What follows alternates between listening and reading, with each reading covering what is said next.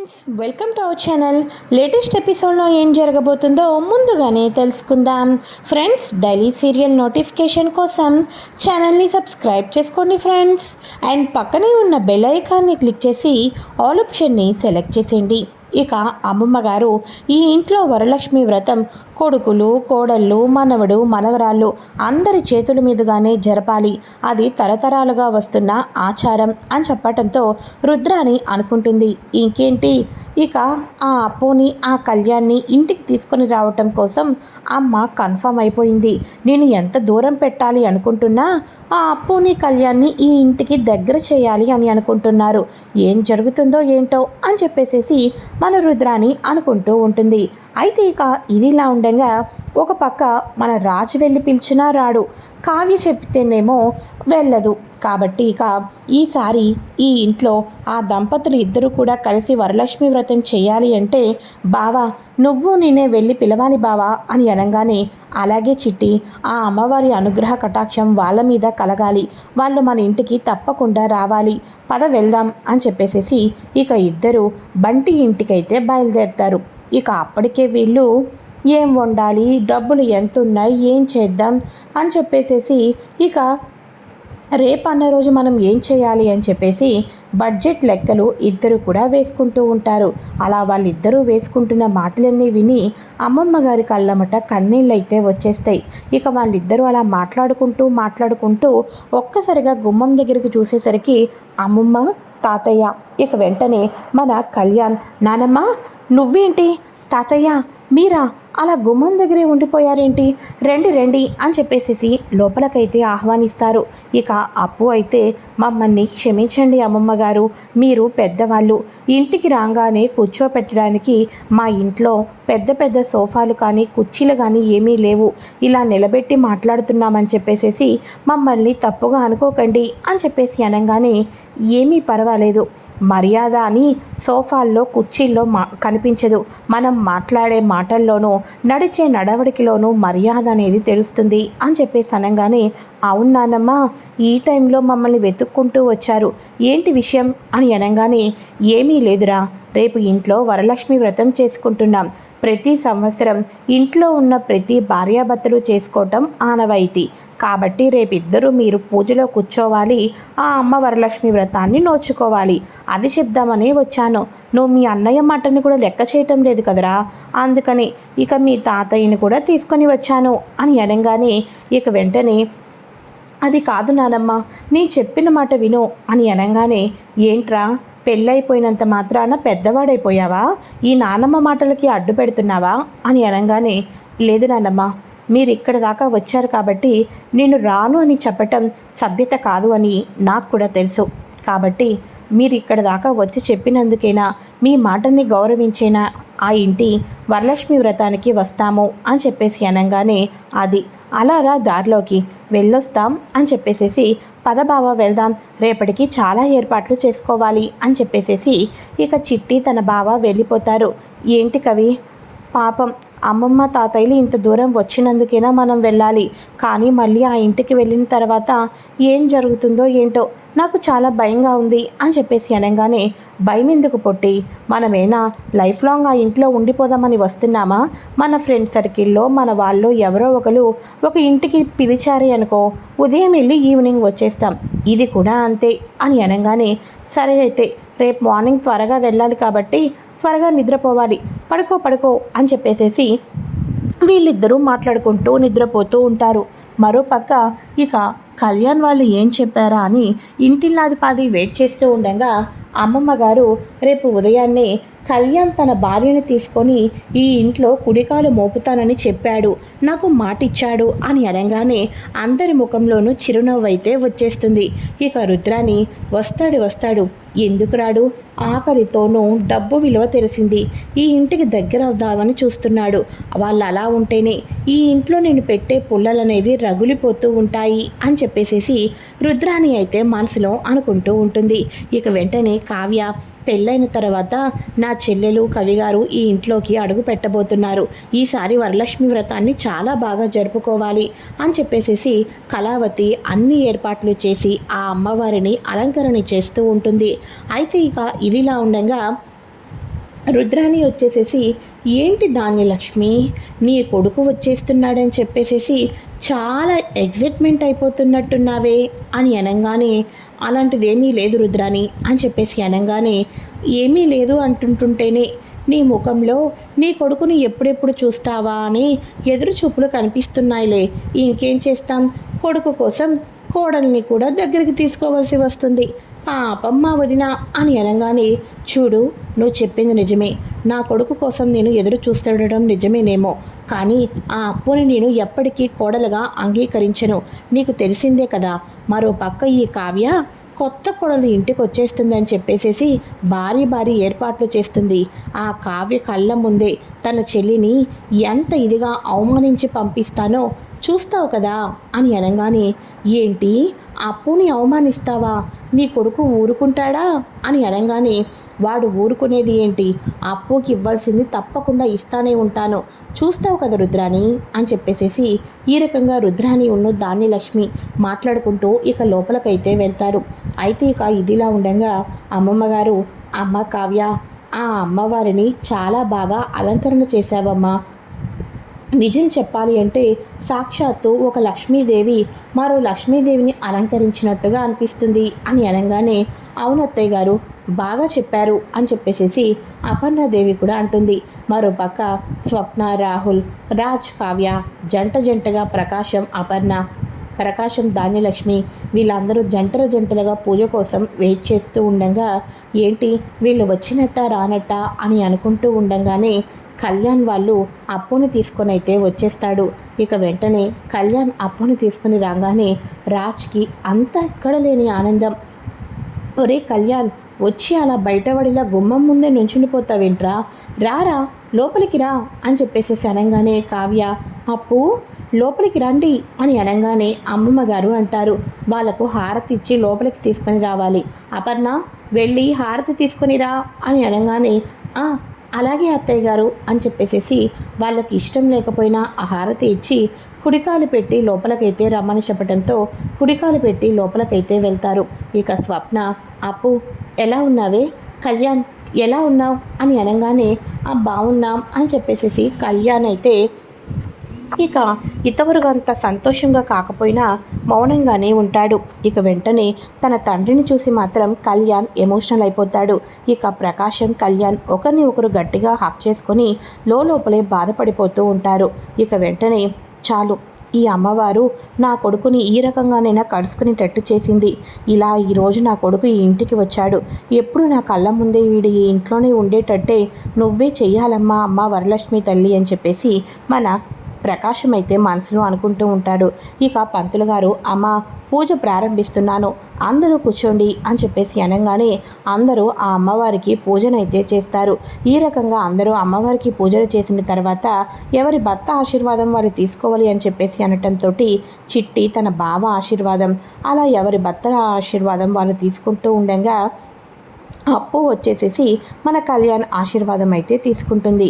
ఇక పూజ అనంతరం పిండి వంటలు తినాలి కదా, అందరం హ్యాపీగా కూర్చొని కలిసి భోజనం చేద్దాం రండి అని చెప్పేసేసి అన్నీ కూడా వడ్డిస్తూ ఉంటారు. అందరూ చక్కగా కూర్చుంటారు.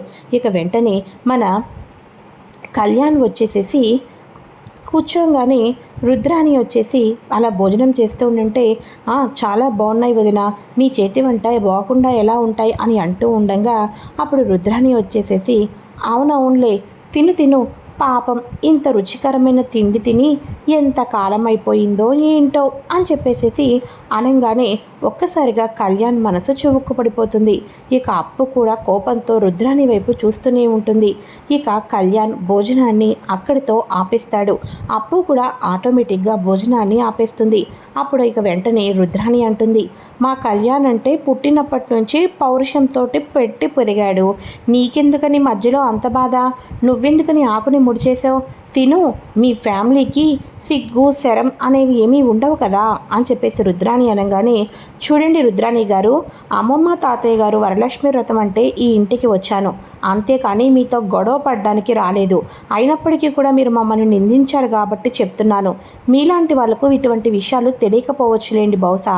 ఎందుకంటే నా భర్తను అవమానించినా నన్ను అవమానించినా ఒకటే అని ఫీల్ అవుతాను. కాబట్టి నా భర్త అరిటాకు ముడవంగానే నేను ముడిచేశాను. తాడు బొండరం లేకోకుండా ఈ ఇంటి మీద పడి తింటున్న భర్త ఉన్నాడో పోయాడో లేని నీలాంటి వాళ్లకు భార్యాభర్తల బంధం గురించి ఏం తెలుస్తుందిలేండి అని చెప్పేసి అనగానే, ఇక అమ్మమ్మగారు, చిన్నదానివైనా బాగా చెప్పావమ్మా అప్పు.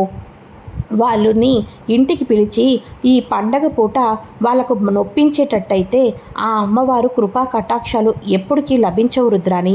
అయినా నీకో విషయం చెప్పమంటావా? నువ్వు ఆ అమ్మవారి ముందు ఏవేవో మొక్కులు మొక్కేసుకుని ఉండుంటావు, కానీ ఆ మొక్కులన్నీ అమ్మవారు స్వీకరిస్తుందనుకుంటున్నావా? ముందు మన మనసు శుభ్రంగా ఉండాలి. మన మనస్సు కడిగిన ముత్యంలాగా ఉండాలి. అప్పుడే ఆ అమ్మవారు మనం అనుకున్నది సాధిస్తుంది. కుళ్ళి కుతంత్రాలతోటి ఇంటికి వచ్చిన అతిథుల్ని బాధ పెడతాను అంటే ఆ అమ్మవారు ఇంతకింత నీకు అనుభవించేటట్టు చేస్తుంది. దేవుడికి మనం నైవేద్యాలు పెట్టవలసిన అవసరం లేదు. అసలు నైవేద్యం ఏంటో తెలుసా? ఆ అమ్మవారికి మన మూలాన ఒకరు బాధపడకుండా ఉండాలి, మన కారణం చేత ఏ ఒక్కరు కంట నీళ్లు పెడకొట్టకుండా ఉండాలి. అలాంటి వాళ్ళు ఆ అమ్మవారికి షోడశోపచార పూజలతోటి పిండి పదార్థాలతోటి నైవేద్యం పెట్టినంత వాళ్ళు అవుతారు. చిన్నపిల్లైనా అప్పు చాలా బాగా చెప్పింది అని చెప్పేసి, మీరు ఇలా మాట్లాడద్దు, మీరు ఇంకా అలా భోజనాన్ని మధ్యలోనే ఆపేస్తారేంటి? అమ్మ కావ్య, నువ్వు చేసిన పాయసం ఉంది కదా, తీసుకుని రామ్మా. ఏరా, నేను నానమ్మని చెప్తున్నాను, రుద్రాణి లాంటి వాళ్ళ మాటలు పట్టుకోవద్దు.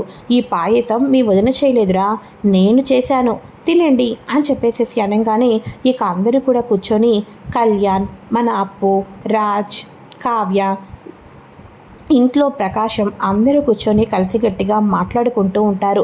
ఎంతో సంతోషంగా పండగ పూట ఉంటూ ఉంటారు. అయితే ఒక్కసారిగా ధాన్యలక్ష్మి అప్పుని అయితే పిలుస్తుంది. చెప్పండి అత్తయ్య, ఏంటి ఇలా పిలిచారు అని అనగానే, ఇంకొకసారి అత్తయ్య అన్నావంటే నిన్నేం చేస్తానో నాకే తెలీదు. నా కొడుకు ముందు ఏదో నవ్వుతూ ఉన్నానని చెప్పేసేసి నువ్వు నాకు కొడలువైపోతావా? నన్ను అత్తయ్య అని పిలిచే అంత దానివైపోయావా? చూడు, నా కొడుకు తెలుసో తెలియకో ఏ మైకం పట్టో నిన్ను పెళ్లి చేసుకున్నాడు, ఒక్కసారి అన్నట్టు చూడు అని అనగానే కళ్యాణ్ వాళ్ళ అన్నయ్యలతోటి రాహుల్తోటి అందరితోనూ మాట్లాడుకుంటూ చాలా సంతోషంగా నవ్వుతూ కనిపిస్తూ ఉంటాడు. వాడు ఎప్పుడూ కూడా ఏమీ తెలియని అమాయకుడు. వాడు కుటుంబంలో కలిసి సంతోషంగా ఉంటాడు. వాళ్ళకి ఉన్నది ఒక కుటుంబం మాత్రమే. వాడిని ఈ ఆనందం నుంచి నువ్వు దూరం చేసేసావు. ఇప్పుడు వాడిని రోడ్డును పడేటట్టు చేసావు. చూడు, నువ్వు నిజంగా కళ్యాణ్ని ప్రేమించిన దానివి అయితే కళ్యాణ్ జీవితాంతం ఎప్పుడు ఇలా సంతోషంతో నవ్వుతూ ఉండాలి అంటే నువ్వు ఏం చేయాలో తెలుసా? నీ అంతటి నువ్వు ఎవరి పేరు ఊరు చెప్పుకోకుండా కళ్యాణ్ జీవితంలో నుంచి తప్పుకోవాలి. ఇక వెంటనే కళ్యాణ్ ఈ ఇంటికి వచ్చేసేయాలి. నీ జీవితం నువ్వు చూసుకోవాలి. అలా ఏ రోజైతే చేస్తావో ఆ రోజు నువ్వు నిజంగా కళ్యాణ్ని ప్రేమించిన దానివి అవుతావు. అంతే తప్ప నీవు కళ్యాణ్ గురించి ఆలోచించే దానివి అయితే నేను చెప్పినట్టుగా నువ్వు ఒక 2-3 రోజుల్లో వాడి జీవితంలో నుంచి వెళ్ళిపో, నీకు పుణ్యం ఉంటుంది. వాడిని అలా సంతోషంగా మాకు వదిలేసేయి అని చెప్పేసి ధాన్యలక్ష్మి అప్పుకైతే వార్నింగ్ ఇస్తుంది. ఇక కళ్యాణ్ వాళ్ళు, అప్పు వెళ్దామా అని చెప్పేసి, సరే అయితే వదిన, అన్నయ్య, నానమ్మ, తాతయ్య, అమ్మ, నాన్న అందరికీ బాయ్, వెళ్ళొస్తాం అని అనగానే, అది కాదురా అని అనగానే, నానమ్మ మీరు వరలక్ష్మి వ్రతానికి రమ్మన్నారు, వచ్చాం, అంతవరకే అని చెప్పేసి, పద వెళ్దాం అప్పు అని చెప్పేసి అప్పుని తీసుకొని ఇక మన కళ్యాణ్ అయితే వెళ్ళిపోతాడు. ఇక కళ్యాణ్ వెళ్ళిపోగానే, ఏంటి అప్పు అలా డల్గా ఉన్నావు అని అనగానే, అబ్బే ఏమీ లేదు అని అనగానే, నేను నిజంగా ప్రేమించిన దాన్ని, నువ్వు ఆనందంగా ఉంటే ఎలా ఉంటావో నీ మనసు బాధగా ఉంటే ఎలా ఉంటుందో నాకు తెలియదు అనుకుంటున్నావా అని చెప్పేసి అనగానే, అబ్బే ఏమీ లేదు, నువ్వు అంత ఆనందాన్ని అంత పెద్ద సామ్రాజ్యాన్ని వదిలేసేసి ఈ చిట్టి ఇంట్లో ఎలా అడ్జస్ట్ అయి ఉంటున్నావా అని ఆలోచిస్తున్నాను అంతే అని అనగానే, అక్కడ పంచభక్ష పరమాన్నాలు పెట్టొచ్చు కొట్టి, కానీ నువ్వు చేత్తో పెట్టిన పచ్చటి మెట్టుగులైనా నాకు ఆనందాన్ని కలిగించాయి. ఈ ఇంట్లో సూటిపోటి మాటలు మాట్లాడే వాళ్ళు ఎవరు ఉండరు, లోపల ఒకటి బయట ఒకటి మాట్లాడేటట్టు ఎవరు ఉండరు. అక్కడ మా అమ్మ కళ్ళు సగం మూసుకుపోయినాయి. ఇక పక్కన రుద్రాణి అయితే చెప్పవలసిన అవసరమే లేదు. ఈ ఇంట్లో పచ్చటి మెటుకులు తిన్నా మనసుకు ప్రశాంతంగా ఉంటుంది పొట్టి. నువ్వు ఎప్పటికీ నా గురించి అలా బాధపడద్దు అని అనగానే అప్పు కూడా ఎమోషనల్ అయిపోతూ ఉంటుంది. ఇక ఆ తర్వాతి ప్రోమోలో ఏం జరుగుతుంది అంటే మన కనకం అలానే కృష్ణమూర్తి కూతురి ఇంటికి సరిపడా సామాగ్రి అన్నీ తీసుకొని ఇంటికైతే వస్తారు. ఇక వెంటనే అత్తయ్య, అమ్మ, ఏంటి ఇవన్నీ కూడా అని చెప్పేసి అనగానే ఇవన్నీ మాకు వద్దు, తీసుకొని వెళ్ళిపోండి, మమ్మల్ని చూడాలంటే ఖాళీ చేతులతో రండి అని చెప్పేసి అప్పు అయితే చెప్తూ ఉంటుంది. ఇక వెంటనే అప్పుడు కనకం అంటూ ఉంటుంది, చూడు బాబు, మీ అన్నయ్యలాగా ఇంటికి లక్షలు లక్షలు పంపించలేము.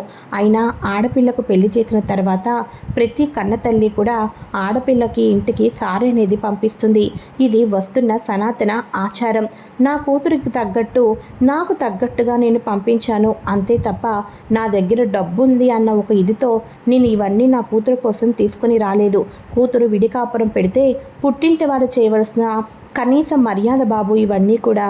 వీటికి కూడా నా ఆనందాన్ని దూరం చేసేసి ఇవన్నీ వద్దు అంటే ఇక నేను ఏమీ చేయలేను అని చెప్పేసేసి అనగానే ఒక్క నిమిషం అత్తయ్య అని అంటూ ఉంటాడు కళ్యాణ్. మీ మాటల్లో ప్రేమ, మీ కళ్ళల్లో ఆ నిజాయితీ నాకు కనిపిస్తుంది. ఇక మీరు డబ్బులు లేనిపోయినప్పటికీ కూడా మీకున్న దీంట్లో కూడా అప్పు కోసం ఇవన్నీ తీసుకొని వచ్చారు. వీటన్నిటినీ కాదు అని అంటే మేము తల్లి ప్రేమని వద్దు అన్నటోళ్ళమే అవుతాం. దయచేసి కూర్చోండి అప్పు, అవన్నీ తీసుకో అని అనగానే అలాగే అని చెప్పేసి కృష్ణమూర్తి అలానే కనకం చేతిలో ఉన్న ఆ వస్తువులన్నీ కూడా అప్పు అయితే తీసుకుంటుంది. ఇక వెంటనే కృష్ణమూర్తి, ఇక మా అమ్మాయిని బాగా చూసుకో బాబు అని మేము చెప్పటానికి రాలేదని బాబు. మీరు ఆ ఇంట్లో ఎంతో బతికారు. ఈరోజు ఇలా చిన్నగా ఉన్నారు. కానీ ఈ రోజు నుంచి మీ మీద మీకు నమ్మకం ఉండాలి. ఎవరికైనా సమస్యలు అనేవి వస్తాయి. ఆ సమస్యలను దృష్టిలో పెట్టుకొని ముందుకు వెళ్ళి జీవితం సాధించాలి అన్నది ఒకటి మాత్రమే చెప్తాను. అది నా కూతుర్లకైనా నా అల్లుడికైనా అని చెప్పేసి కృష్ణమూర్తి అయితే అంటారు. ఇక కనకం కృష్ణమూర్తి పదవే ఇక మనం బయలుదేరదాం అని చెప్పనగానే అమ్మ భోజనం చేసి వెళ్ళమ్మా అని అనగానే ఏంటి నువ్వు నేను పెట్టినది ఎంతో రుచిగా వండితేనే నాకు వంకలు పెడతావు. ఇక నీకు పంచదారికి ఉప్పుకు ఏంటో తేడా తెలీదు. నువ్వు నాకు వండి పెడతావా? ఆ వంటలేవో నీ భర్త కళ్యాణ్ బాబుకే పెట్టమ్మా, అంతటి అదృష్టం మాకొద్దు, పదండి వెళ్దాం అని చెప్పేసి నవ్వుకుంటూ వాళ్ళైతే వెళ్ళిపోతారు. ఇక కళ్యాణ్ ఆలోచిస్తూ ఉండగా ఏం ఆలోచిస్తున్నావు అని అనగానే మావయ్య గారు ఒకే ఒక్క మాటతోటి జీవితం అంటే ఏంటో తెలిపారు. మనం ఇలా టైం వేస్ట్ చేయకూడదు, నేను ముందుకు వెళ్ళాలి అని కళ్యాణ్ ఆలోచిస్తూ ఉంటాడు. నేను కూడా రాబాయ్ తప్పకుండా జాబ్ చేయాలి అనుకుంటున్నాను, దయచేసి నన్ను ఆపద్దురా అని చెప్పేసి ఇద్దరు కూడా ఎవరికి కావాల్సినంత జాబ్ వాళ్ళైతే వెతుక్కోవడం అయితే జరుగుతుంది. మరి ఇద్దరు జాబ్ వెతుక్కున్న తర్వాత కళ్యాణ్ లైఫ్లో ఎటువంటి మార్పులు రాబోతున్నాయి, నెక్స్ట్ ఎపిసోడ్స్లో ఏం జరగబోతుంది ముందుగా తెలుసుకోవాలి అనుకుంటే తప్పకుండా ఛానల్ని సబ్స్క్రైబ్ చేసుకొని పక్కనే ఉన్న బెల్ ఐకాన్ని క్లిక్ చేసి ఆల్ ఆప్షన్ని సెలెక్ట్ చేసేయండి. Thanks for watching friends. Bye friends, welcome to our channel. Latest ఎపిసోడ్లో